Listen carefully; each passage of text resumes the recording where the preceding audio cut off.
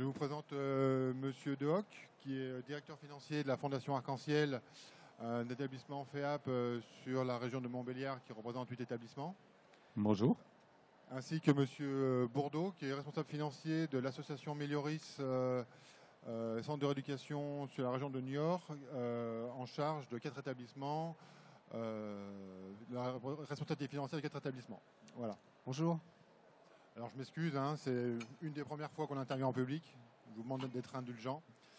On va vous parler, on va essayer de vous présenter quelle est la rentabilité d'une fonction achat et quels sont les seuils de création et de valeur ajoutée de cette fonction.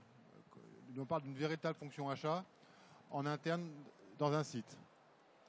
On va dérouler la présentation de façon la plus linéaire possible. Et après, je vous propose de procéder à des questions, échanges questions-réponses. Et n'hésitez pas à intervenir si vous avez des questions durant la présentation. Voilà.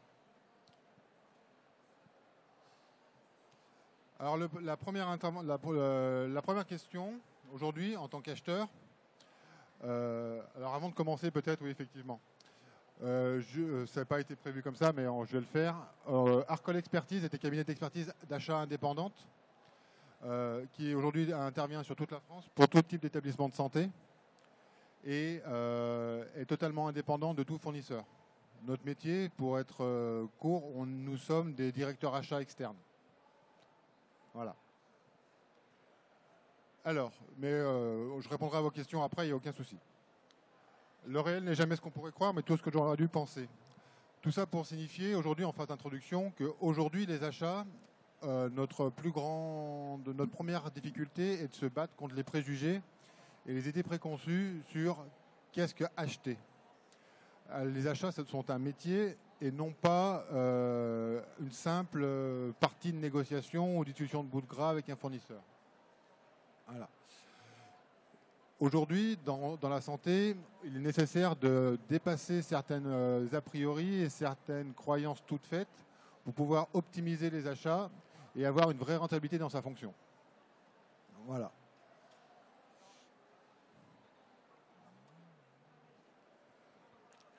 De fait, aujourd'hui, qu'est-ce qu'une fonction achat? Est-ce que dans beaucoup d'établissements, aujourd'hui, pour certains, c'est une évidence. La fonction achat a été identifiée, tracée, marquée, productive, rentable. Et d'autres sont encore c'est qu'une vague notion à définir. On parle d'achat comme on parle de négociation et souvent les achats sont réduits au terme d'approvisionnement. Donc on va essayer de balayer rapidement quels sont les seuils et les contraintes pour la mise en place d'une fonction achat d'un établissement de santé. Quelle est sa rentabilité et les solutions qu'elle peut proposer. Et après, je vous proposerai qu'on échange librement sur toutes les questions que vous pouvez apporter, sachant que, bien entendu, tout ce qu'on va vous présenter n'est ni parole d'évangile, ni la meilleure réponse possible imaginable. Voilà. On vous propose un point de vue qui n'est que le nôtre. Et pour revenir à la phrase d'avant, on va vous présenter ce que l'on sait faire et seulement ce que l'on sait faire et ce que l'on connaît. Voilà. On n'a pas vocation à être parole sainte.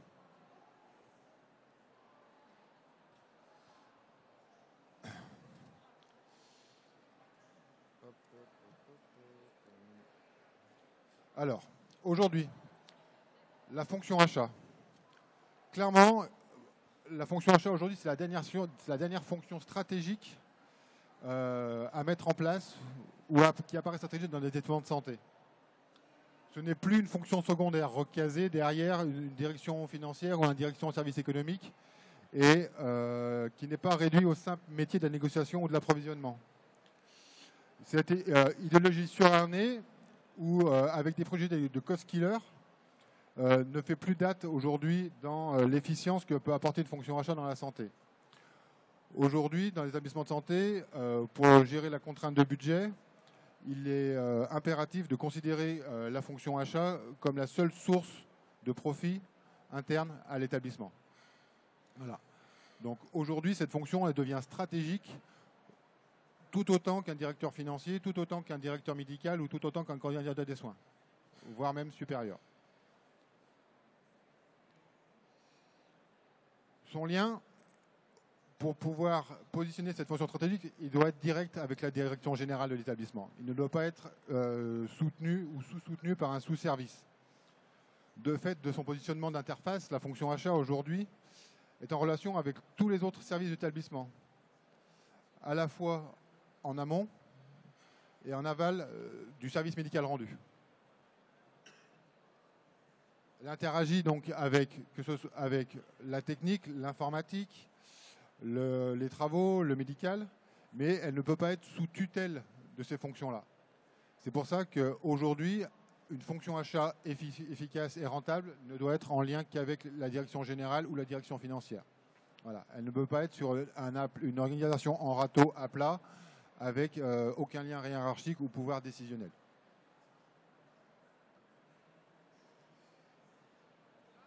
Alors, pourquoi aujourd'hui une fonction achat dans un établissement de santé? Aujourd'hui, je ne parle pas forcément des centres hospitaliers ou des établissements privés lucratifs qui sont organisationnés. Excusez-moi. Je parle d'établissements courants, quotidiens, où aujourd'hui on est encore sur une logique d'économie de production. C'est-à-dire que j'ai besoin, j'achète, je gère mes approvisionnements. Avec une action en réaction à un besoin. Aujourd'hui, la fonction achat permet de basculer des organisations économiques de l'entreprise vers une économie de marché, avec une gestion proactive du besoin. La première économie d'un acheteur, c'est de gérer le juste besoin. C'est de satisfaire ses clients internes. Mais pour tout cela, elle doit être soutenue et une politique achat doit être définie au sein de l'établissement. Voilà.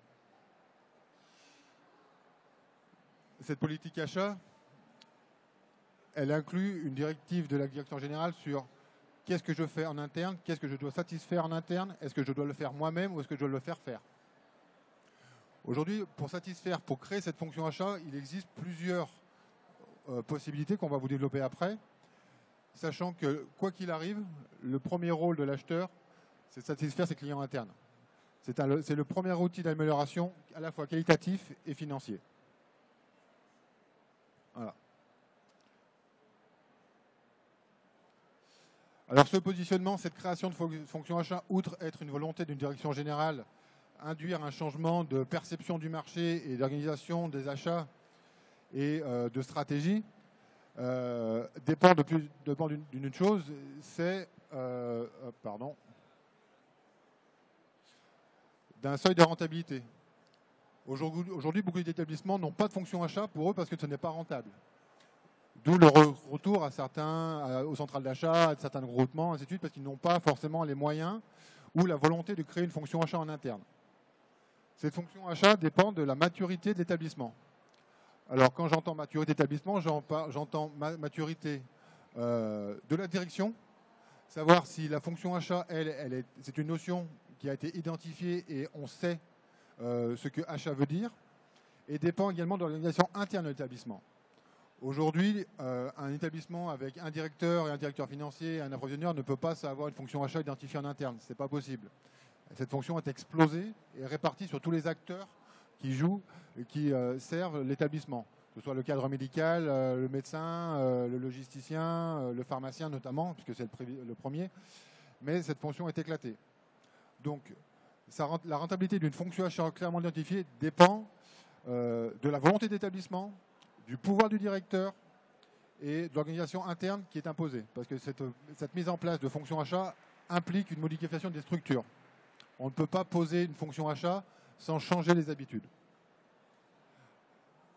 Ça dépend également aussi de la taille de l'établissement et de sa volumétrie d'achat. Même si aujourd'hui la volumétrie d'achat est un faux débat parce que beaucoup d'établissements se servent donc des centrales d'achat, des groupements, qu'ils soient publics ou privés, mais en interne, la fonction achat restera toujours rentable, ne serait-ce que par les améliorations sociétales et organisationnelles qu'elle peut apporter en interne. Aujourd'hui, le rôle d'acheteur est vraiment le rôle d'interface dans l'établissement et qui permet d'actionner d'autres leviers que la stricte économie. L'organisation, l'analyse de valeur, l'analyse de besoins sont des fonctions achats, c'est des rôles de la fonction achat qui sont impératifs dans l'optimisation économique. Voilà. Donc cette fonction achat, même si économiquement la rentabilité peut se poser, La fonction achat, qualitativement et en question de process, elle ne se pose plus. Sachant que cette fonction achat gardera toujours une certaine maîtrise du circuit de l'achat. Le seuil important pour la mise en place d'une fonction achat, c'est l'identification des besoins de professionnalisation. Aujourd'hui, acheter, c'est un métier. Il y a beaucoup de formations d'achat qui sont en place, beaucoup d'établissements qui sont d'acheteurs qui sont Bac plus 5, Bac plus 6, membres de la CEDAF, entre autres, ou d'autres formations professionnelles, et qui sont issus des carcans professionnels ou de l'industrie. Et il y a beaucoup de passerelles inter-entreprises ou intersecteurs qui arrivent aujourd'hui dans la santé, et beaucoup d'acheteurs professionnels performants viennent de l'industrie. Les acheteurs professionnels de la santé sont souvent issus du sérail et sont de la promotion interne souvent, ou des fonctions qui ne sont pas à l'origine achats. Ils sont arrivés aux achats par d'autres biais, la direction financière, la direction technique, le soin, et ils font les achats en toute conscience avec leur savoir-faire, leur professionnalisme, ce qui n'est jamais mis en compte. Mais aujourd'hui, l'achat est un vrai métier. Un acheteur ne sait pas tout faire, ne peut pas tout faire, ne peut pas tout savoir. C'est pour ça que cette fonction achat est un rôle d'interface obligatoire interservice.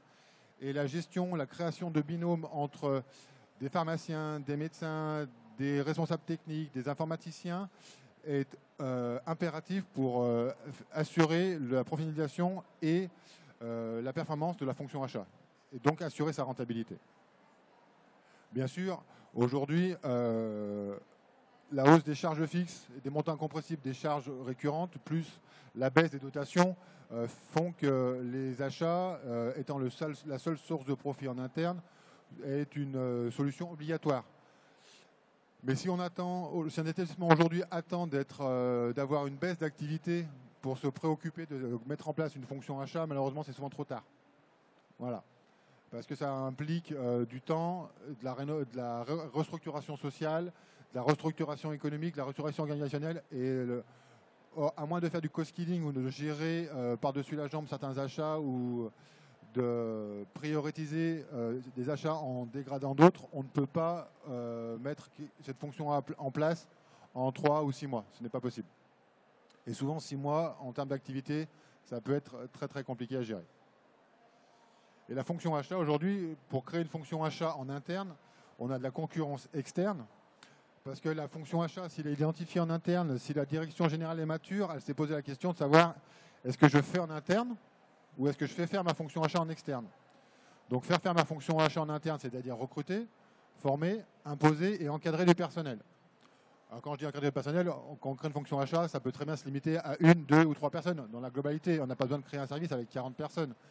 Mais vu que cette fonction achat va chapeauter et superviser la technique, l'informatique, les soins et la pharmacie, il y a quelques précarés et quelques habitudes à changer. Et ça ne se fait pas tout seul. M. Dehoc et M. Baudot pourront en témoigner. Donc, cette concurrence interne, externe, induit aujourd'hui des contraintes et des enjeux. Donc, on en a un peu parlé rapidement avant. Donc, les principales contraintes aujourd'hui, c'est qu'il y a souvent une vision péjorative ou réductrice du métier de l'acheteur. Souvent, on me fait la remarque, vous en tant que cabinet d'expertise d'achat, vous êtes des cost-killers. Ce qui vous intéresse, c'est d'être rémunéré au gain et de gagner votre vie et d'être payé sur les économies. Ce qui, pour moi, est un gage de non-qualité. C'est pour ça qu'aujourd'hui, en tant que cabinet d'expertise, Arcol n'est pas payé au pourcentage, mais au forfait. Et qu'aujourd'hui, des consultants qui expliquent à des directeurs d'établissement qui ont 15, 20 ans d'expérience comment faire tourner leur établissement, c'est un peu... on va dire, arrogant, pour ne pas dire autre chose, et faire du cost-killer pour faire moins cher en faisant moins bien, aucun établissement n'a besoin d'avoir aucun acheteur. Ce n'est pas la peine. Donc aujourd'hui, le métier de l'achat, comme je vais vous présenter après, c'est vraiment un métier à part entière qui intervient dans toutes les phases de l'analyse de besoins à la satisfaction du service rendu. Quand je parle de la connaissance ou de la méconnaissance du circuit des achats en interne, je prends exemple une intervention qu'on vient de mener pour le centre hospitalier de Carpentras, où la fonction achat est identifiée, où il y a un directeur financier, un directeur achat. on dit oui, non, mais les achats, le circuit achat est identifié, tracé, normé dans notre plan d'action, il n'y a pas de problème. Notamment pour la pharmacie. Après l'audit, on s'est rendu compte qu'entre ce qui était écrit, ce qui était su par la directrice, le directeur, le pharmacien, et ce qui était appliqué dans les services, on avait du blanc, du noir et du gris clair. Et du bleu et du jaune. C'est-à-dire qu'aujourd'hui, la fonction achat vous permettra de maîtriser autant que faire se peut et de connaître les circuits d'achat internes. Parce qu'aujourd'hui, on peut bien mettre en place les meilleurs circuits d'achat, les meilleurs protocoles. On est toujours corps humain dépendant. Si la personne ne veut pas appliquer les protocoles et en faire qu'à sa tête ou joue de façon intuitive personnalisée avec du copinage sur ses achats et qu'elle a le pouvoir de signature, aujourd'hui, le circuit achat en interne, vous pourrez le mettre autant de fois que vous voulez sur papier, l'identifier, le tracer, le normer. Ça ne sera pas efficace, ou pas efficient en tout cas. Voilà. Donc l'autre contrainte et l'autre enjeu, c'est la résistance globale au changement. Effectivement, on ne peut pas réaliser des plans d'économie de 5, 10, 15, 20, 30, 40% sur certaines fonctions si on se contente de faire une simple négociation ou un simple copier-coller d'une fonction. Chaque établissement étant sur mesure, chaque pouvoir appartient à une personne. Et aujourd'hui, créer une fonction achat, organiser une fonction achat, c'est de récupérer du pouvoir sur certaines personnes qui en ont. Même si ce pouvoir est géré de façon intelligente et de façon en bon père de famille, perdre du prérogative et perdre leur représentativité et un peu de prestance ou de statut dans l'état d'établissement, si la personne ne comprend pas que ce n'est pas fait contre elle, mais avec elle, et que l'acheteur n'est pas là pour prendre sa place, on va se heurter à des résistances, à des bâtons dans les roues, à des modifications. Alors quand on commence à toucher des fonctions stratégiques, comme la restauration, le linge, l'organisation du circuit du médicament, le dossier patient, et qu'on se dit, on a toujours fait comme ça fait 30 ans que je fais comme ça, c'est compliqué. Donc il y a un fort travail à la fois de pédagogie, de souplesse, d'explication pour expliquer aux gens que la fonction achat n'est pas là pour faire à leur place, mais pour leur fournir l'outil pour faire les choses. Un acheteur, son premier rôle, comme je vous le disais tout à l'heure, c'est de satisfaire ses besoins internes. Et les premiers clients de l'acheteur sont ses services. Un acheteur n'ira jamais expliquer à une infirmière comment faire une piqûre. L'infirmière lui dira « j'ai besoin d'une piqûre de 3 ml avec une aiguille de 3 mm pour faire telle piqûre, telle intraveineuse, ensuite. » Et le rôle de l'acheteur, c'est de lui fournir ça à la qualité et au prix qu'elle a demandé. Faire moins cher en faisant moins bien, ce n'est pas un rôle d'acheteur. Si je demande une seringue de 3 ml et que je lui fournis une seringue de 1 ml, je suis sur de la non-qualité. Si j'achète des seringues de 5 ml et que je consomme que des injections de 3 ml, je suis en surqualité. Donc mon achat n'est pas bon, n'est pas efficient. Il est efficace parce que le soin sera rendu, mais j'en aurais consommé pour rien.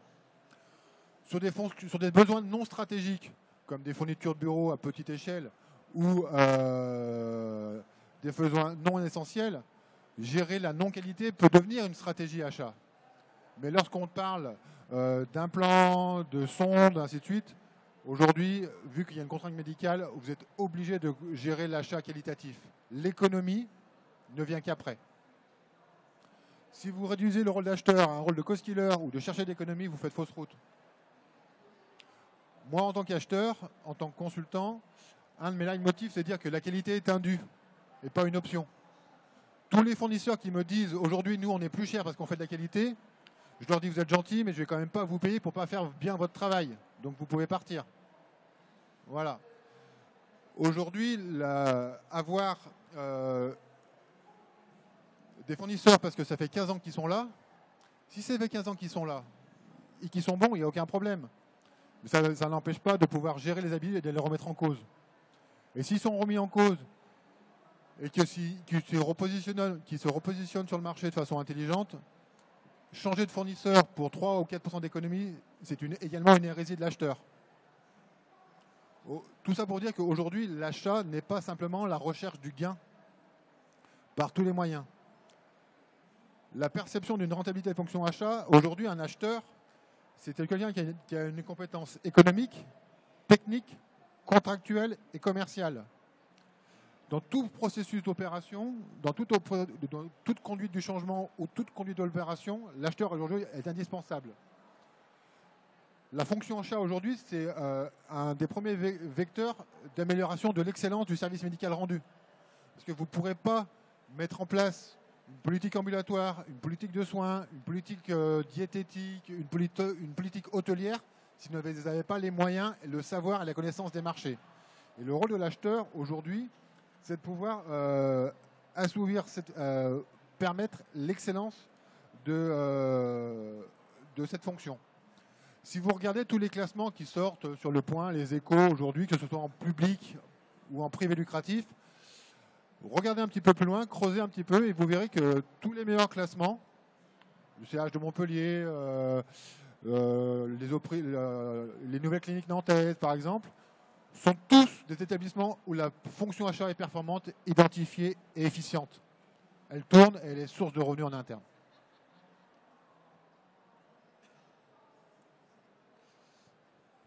Donc, pour aujourd'hui, pour avancer un peu plus vite, la fonction achat, donc comme je dis, le métier de l'acheteur aujourd'hui, c'est vraiment dissocier l'acheteur, le cost killer et l'approvisionneur.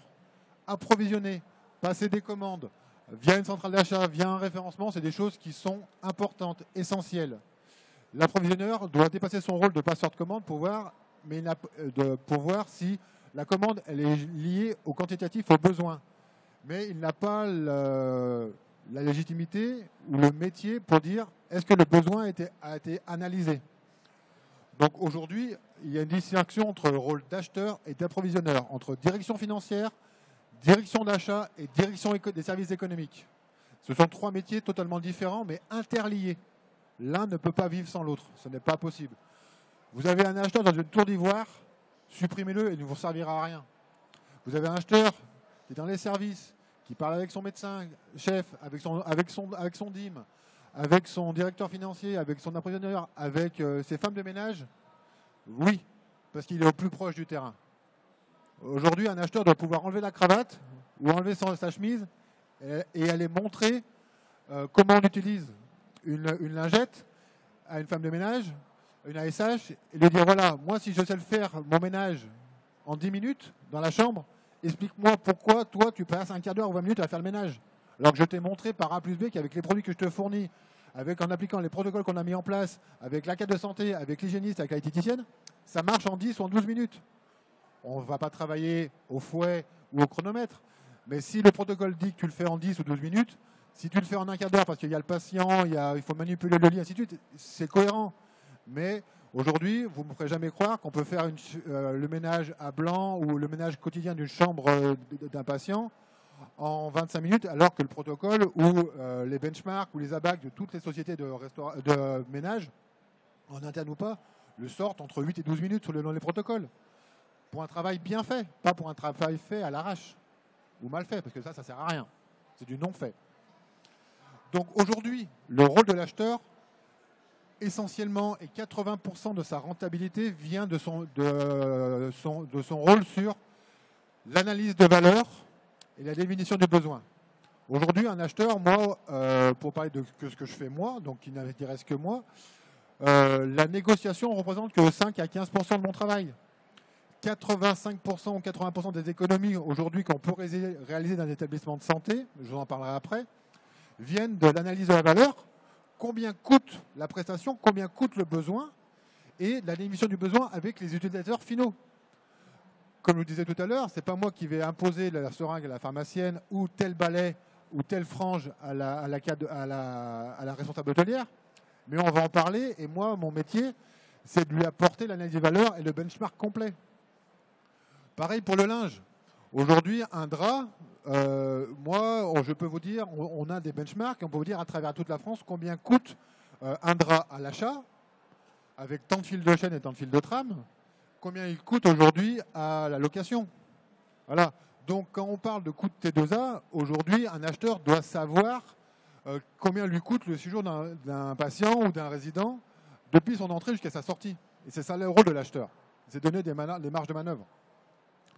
Et pour ça, aujourd'hui, son savoir-faire réside dans l'analyse de l'heure des coûts, sa connaissance du marché, son sourcing fournisseur, Tout à l'heure, on vous parlait d'innovation. Il est évident qu'aujourd'hui, un acheteur doit être source de solutions internes et apporter des solutions et être instigateur, promouvoir l'amélioration des services.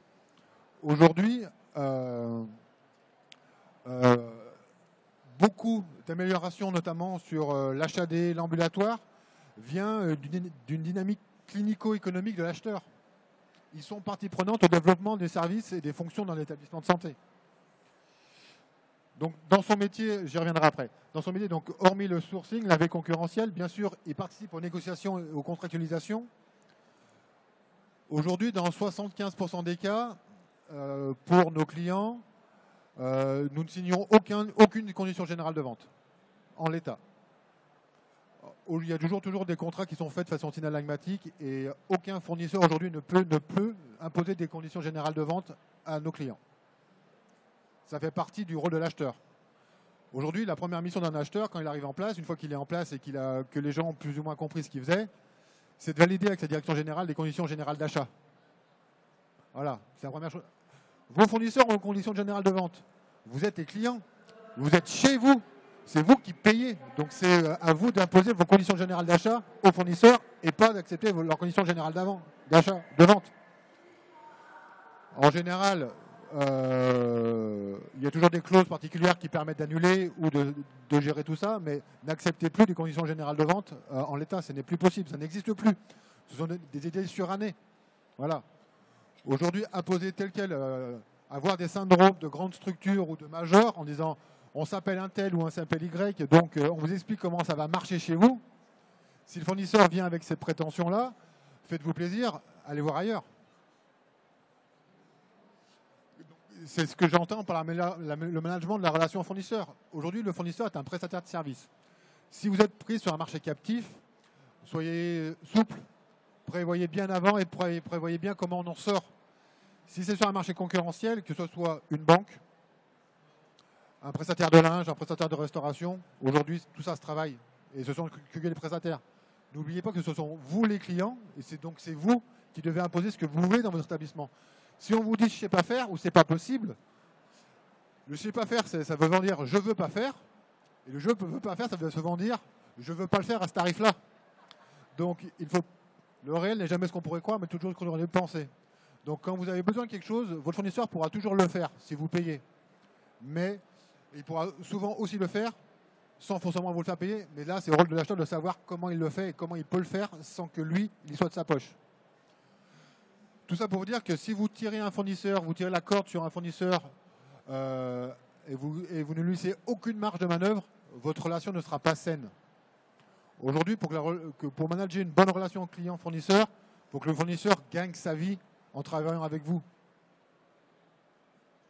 Mais il faut qu'il la gagne raisonnablement. C'est-à-dire que vous lui achetez un produit, l'emballage, le papier cadeau, la livraison express, tout ça, c'est des choses où la glace avec le papillon, la cerise, la chantilly, le petit parapluie dessus, vous dites, vous le vendrez à un autre fournisseur, vous le vendrez à une autre clinique, pas à moi. Moi, je vous l'achète à tel tarif. Voilà. Et le dernier rôle de l'acheteur, c'est la gestion des contrats et la gestion technique et la gestion financière, où c'est là où le rôle se rapprochera des directeurs financiers. Parce que l'acheteur, son rôle intervient jusqu'au contrôle de gestion en collaboration avec les directeurs financiers. Donc aujourd'hui, le rôle de l'acheteur va de l'analyse du besoin à la gestion des tableaux de bord, du suivi de la performance achat, de A à Z. Et un acheteur qui lâche son fournisseur ou qui laisse dire bah, c'est acheté, c'est bon, c'est le service de soins qui s'en occupe ou c'est la pharmacienne qui gère le problème, non. Il ne fait pas le tour de son métier.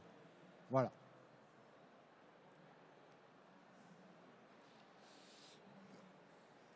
En synthèse, l'achat sera un centre de profit en interne si l'acheteur permet de vous poser un raisonnement sur le coût global de possession. Le coût d'achat, ça ne veut rien dire. C'est combien vous coûte le produit que vous avez acheté et combien coûte son utilisation. L'exemple classique que l'on prend régulièrement, c'est les impressions, les photocopieurs. Aujourd'hui, on parle de coût de possession à la page et non plus de coût de maintenance. Aujourd'hui, les coûts de maintenance sur le marché, on va de 3,50 € le 1000 à 7 € le 1000 pour les pages. À 3,50 € le 1000, aujourd'hui, le fournisseur ne gagne pas sa vie. C'est impossible. En tant le temps homme, maintenance, frais, pas possible. S'il vous vend le prix à 3,50 € la maintenance de la page, rassurez-vous, il vous a très bien vendu la machine. Voilà. Aujourd'hui, le rôle de l'acheteur, c'est de raisonner combien me coûte l'impression à la page, mais énergie, coût d'achat, coût de entretien, et coût de service et coût de fonction inclus. Et pas juste, ouais, 5 € les 1000 à la page, c'est bien, je suis pas cher. Non. Quel est le prix de la machine? Est-ce que la machine, elle a été bien dimensionnée? Est-ce qu'elle répond à mon juste besoin? Combien de pages elle fait par mois? Quelle est sa durée de vie? Combien elle fonctionne? Donc tout ça, c'est sur la rationalisation du besoin. Et ça, l'acheteur ne peut pas le savoir.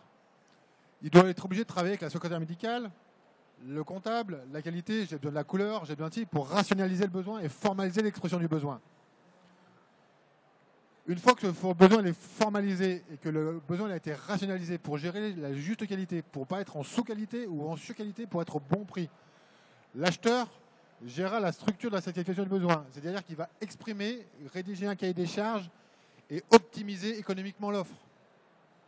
Voilà.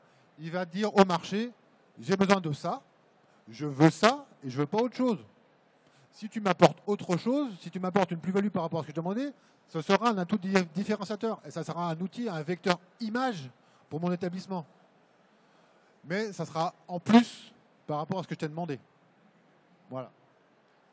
Aujourd'hui, les achats, comme je vous disais tout à l'heure, beaucoup d'établissements qui sont bien notés ont un bon service achat parce qu'aujourd'hui, le service achat permet de donner des marges de manœuvre en interne et de pouvoir être un vecteur d'image supplémentaire.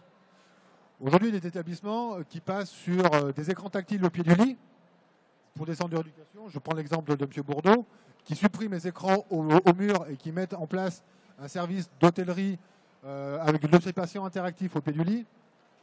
C'est un service complémentaire, avec de la vidéo à la demande, avec des radios, avec du suivi, ainsi de suite, avec une vraie offre hospitalière. Pour le même prix qu'une télé au mur, c'est un atout différenciateur par rapport à ces patients. Aujourd'hui, je ne connais pas un seul patient qui va dans un établissement de santé pour dire parce que j'ai bien mangé, parce qu'il mange bien, parce que la télé est propre, parce que le ménage est fait, parce que les gens sont gentils. Ils y vont tous au départ pour la qualité des soins. La qualité des soins est indue. Mais quand ils sortent de l'hôpital, j'ai été soigné, pourtant, putain, j'ai bien mangé, j'ai mal mangé. Ils étaient sympas, j'ai dit bonjour, j'ai eu froid, c'était crade, c'était propre. La réputation se fait pas sur le soin, elle se défait sur le service de l'achat. Donc, en tant d'atout différenciateur, la fonction achat est un centre de profit. Aujourd'hui, les établissements de santé, je donne un exemple qui est connu de tous. Les seules sources de revenus en interne sont, une des rares sources de revenus internes sont notamment les télévisions, pour rester là-dessus. Beaucoup d'établissements, s'ils sont publics, associatifs, privés, ont des faibles tarifs qui sont à 2 €, 3,50 €, 4 € par jour, pour la question de télé, jusqu'à, sur certains sites parisiens, jusqu'à 8 € par jour, voire plus. Sachant qu'aujourd'hui, une télé basique au mur, ça revient entre 6 et 7 € par mois. Donc la rentabilité, elle est claire. Voilà, donc l'acheteur est une source de profit. Voilà. L'autofinancement de la fonction. Alors comme je vous disais, l'autofinancement dépend donc de la maturité, de la taille de l'établissement. Pour l'autofinancement strictement économique, mais l'autofinancement peut se faire par d'autres vecteurs. L'image, la qualité, le soin, le service, la perception et la paix sociale en interne. Alors ces rentabilités, comment elles viennent? Sur le faire ou sur la maturité. Est-ce que je le fais en interne? Comment je le fais? Comment je gère cette rentabilité de cette fonction achat? Si j'en suis à ce slide, c'est que j'ai déjà réfléchi à comment je gérais mes achats en interne. Alors, loin de moi de tirer un rôle, de tirer la couverture à quoi que ce soit. Je veux juste vous poser les bonnes questions sur la réalité des choses. Je pense que vous avez tous la maturité pour vous poser les bonnes questions après. Pour pouvoir faire des économies en interne et gérer mes appros et mes achats, donc plusieurs solutions existent. Vous le savez tous, donc là j'enfonce des portes ouvertes. Pour moi, ce classement-là va dans l'ordre de l'efficience, basiquement. Vous avez les centrales d'achat, les centrales de référencement privées, indépendantes, qui sont pour moi aujourd'hui, pour la majeure partie des acteurs de la santé, toujours indispensables. Parce que cette fonction achat n'est pas identifiée. On reste sur un rôle toujours d'approvisionnement. Vous avez les centrales d'achat public qui sont la même chose, qui permettent des facilités, de fluidifier, qui sont nécessaires, utiles. Mais la question à se poser, c'est le mot centrale d'achat. Et aujourd'hui, donc centrale publique, hein, ça va certains confrères comme les institutionnels. Hein. Quand je parle inter-établissement, interfédération, ça peut être mes confrères du GAP ou l'UNIHA. La performance est importante. Le gain réel, la facilité de vie, la facilité de gestion est réelle, elle est indiscutable. Elle est indispensable sur des secteurs comme les médicaments. Mais aujourd'hui, la vraie rentabilité, le vrai prix de marché n'est pas forcément celui que vous pourrez obtenir en passant par ces intermédiaires. Voilà, tout simplement. Je vous laisse aller voir les rapports qu'ils font, il n'y a aucun dénigrement de notre part. Vous avez aussi maintenant beaucoup de coopérations inter-établissements. Les futurs GHT ou les solutions privées comme le RESA, ainsi de suite, ou le programme SARA sont ces choses-là. C'est des choses qui sont internes. Mais si déjà vous n'arrivez pas à gérer les précaries dans votre propre établissement, la résistance au changement dans vos propres établissements, avoir une synergie inter-établissement, interfédération sur plusieurs problématiques, en disant, nous, c'est pas pareil, nous, on est spécial, on ne fait pas ça comme ça. Ouais, mais tout le monde ne fait pas ça comme ça. Donc, c'est des choses qui sont nécessaires, ce sont des volontés de direction, c'est des choses qui sont bonnes, bien mises en place, qui peuvent être efficaces, mais qui ne sont pas encore efficientes.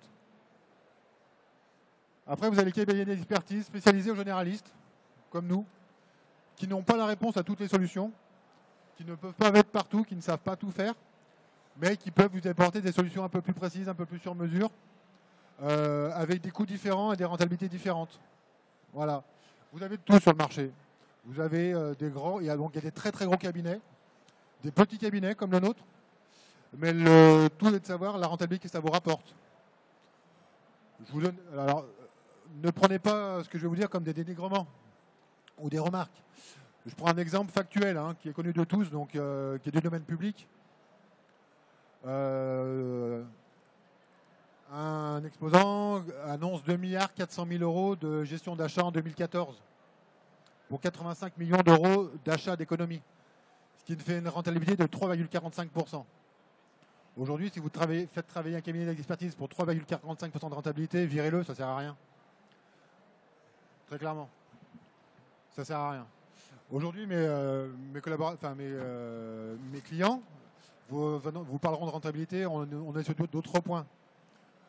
Aujourd'hui, certains établissements, certaines sociétés avec qui vous travaillez annoncent après impôt, annoncent 16 millions d'euros de chiffre d'affaires et après impôt 1 600 000 € de bénéfices sur les achats que vous faites chez eux.